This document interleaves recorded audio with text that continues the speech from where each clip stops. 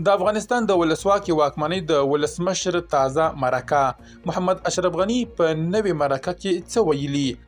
له اسلامي امارت او افغانانو څخه یې څه ډول غوښتنه کړې؟ بشپړ جزئیات په ویډیو کې تر پایه کتلی شئ. ویډیو لایک او چینل سبسکرایب کړئ. درنو لیدونکو ستړي مه شئ. د ولسواکۍ ولسمشر ویلي چې بې سیم مخابراتي ټلیفون عام او د وګړو ترمنځ یې د اړیکو په طریقه کې بدلون رامنځته کړی دی. محمد اشرف غني وایي چې پخوا به د وګړو او واکمنیو ترمنځ د معلوماتو تبادله ډیره ورو او لږه وه، خو د ټیلیګراف او بیا د ټلیفون له رامنځته کېدو سره دا تبادله خورا چټکه شوې ده.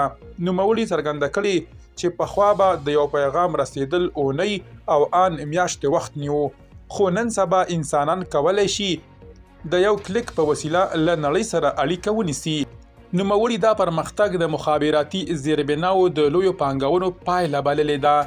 غني همداراز د راډیو او ټلویزیون د اغیزو یادونه هم کړې او وایي چې دغو وسایلو د وګړو او واکمنیو ترمنځ د اړیکو په پیاوړي کېدو کې ډیر مهم رول لوبولی دی. هغه وایي چې په خپل وخت کې یې ولس ته د پیغامونو د رسونې لپاره راډیو د یوې اغیزمنې وسیلې په توګه کاروله او د افغانستان ولس د بي بي سي له لارې د هغه غږ پیژاند.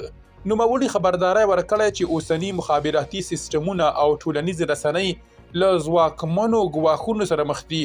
د ناسمو معلوماتو خپرېدل او سایبري بریدونه یې جدي ګواښونه ګڼلي دي.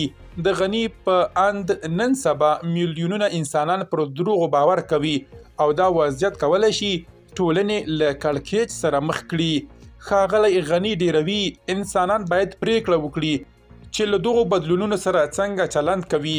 دی وایي آیا موږ د یوې نړیوالې ټولنې په توګه چمتو یو چې په منطق یو بل سره وغږیږو، که نه بې باوري او تخریب زموږ راتلونکی وټاکي. نوموړي له افغان ولس څخه غوښتي چې د ټکنالوژۍ د اسانتیاو ترڅنګ باید د هغې له ګواښونو هم خبر وي او په وینا یې ټلیفون، انټرنیټ او ټلویزیون ځواکمن وسایل دي، خو باید د رښتیا، پوهې او یووالي لپاره ترې کار واخیستل شي. درنو لیدونکو له ملتیا مو مننه.